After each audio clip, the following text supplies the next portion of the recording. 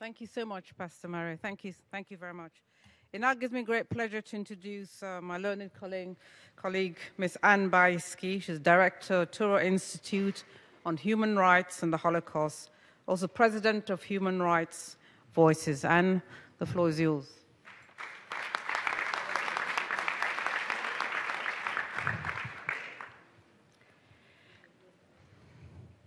My time is short, too short to try to emulate the diplomatic sophistry that passes for respect in the meeting rooms of the United Nations, so I will get right to the point. The UN is not having a conference on the threat that global anti-Semitism poses to international peace and security. This is lunchtime. The courageous organizer, assisted by the principled representative of the small state of Palau, is independent of the UN. The facilities are not free. But why couldn't the UN, founded on the ashes of the Jewish people and presently witnessing a widespread resurgence in anti-Semitism, sponsor a conference on combating global anti-Semitism? The answer is clear. Because the United Nations itself is the leading global purveyor of anti-Semitism.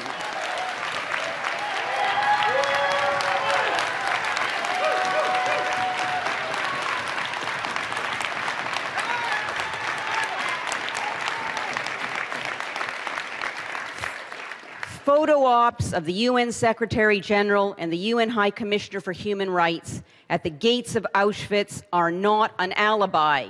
One does not honor the memory of Jews murdered by intolerance 6 decades ago by inciting murderous intolerance towards the remnant of the Jewish people in the here and now. Incitement to hate, like declaring Israel to be racist, as does the UN Durban Declaration, the flagship of the UN's racist anti-racism program of action. In theory, the UN Charter demands equality both of individual men and women and of nations large and small. In reality, the UN mass produces inequality for Jews and the Jewish nation. 35% of all resolutions and decisions ever adopted by the UN's top human rights body, the Human Rights Council, that are critical of the rights records of specific states, condemn one state, Israel. That's anti-Semitism. 50% of the emergency special sessions of the General Assembly over 6 decades were convened to denounce Israel. No emergency special session has been called on any other state in over 30 years. That's anti-Semitism. The Human Rights Council has a fixed agenda with one item to condemn Israel at every session and one item to consider the other 192 UN member states if required. That's anti-Semitism. 70% of all the 2013 General Assembly resolutions criticizing specific countries for human rights abuses were about Israel. That's anti-Semitism. The UN Division for Palestinian Rights denies entry to public meetings at UN headquarters for individuals and NGOs that it discovers are Jewish and Zionists, as it did to me and Birthright alumni last November. That's anti-Semitism. This past May, the UN screened a film portraying Israel as a green monster that rises off the Gaza coast to attack Palestinian children. A UN-authorized film about the 2009 Gaza war, mirroring the vile Nazi imagery of the Jew as a serpent, is anti-Semitism. Modern anti-Semitism targets Israel's exercise of the right of self-defense because self-defense is the essence of sovereignty. Demonize and delegitimize self-defense, the plan is, and the viability of the Jewish state will be degraded. In 2009, Israel responded to 8,000 Hamas rockets and mortars launched over almost a decade. In 2014, Israel responded to 4,382 rockets in an underground labyrinth of 32 terror tunnels, 14 of which opened into Israel. The current UN chant of 2,000 dead, by its own admission, includes hundreds and hundreds of genocidal Palestinian combatants, in addition to the civilians forced to become human shields.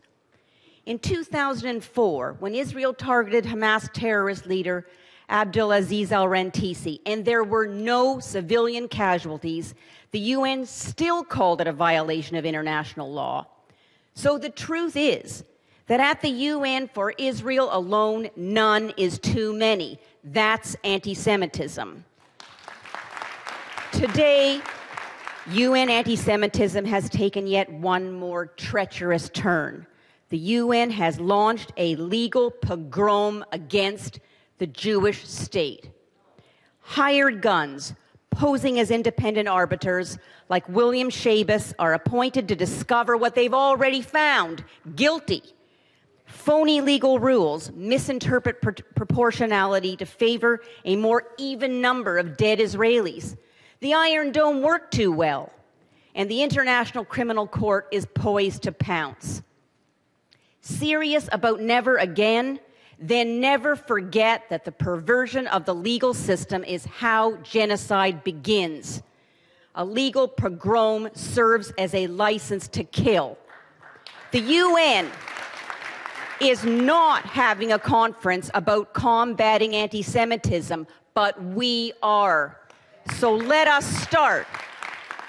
Let us start by combating the legal henchmen and human rights imposters at the United Nations.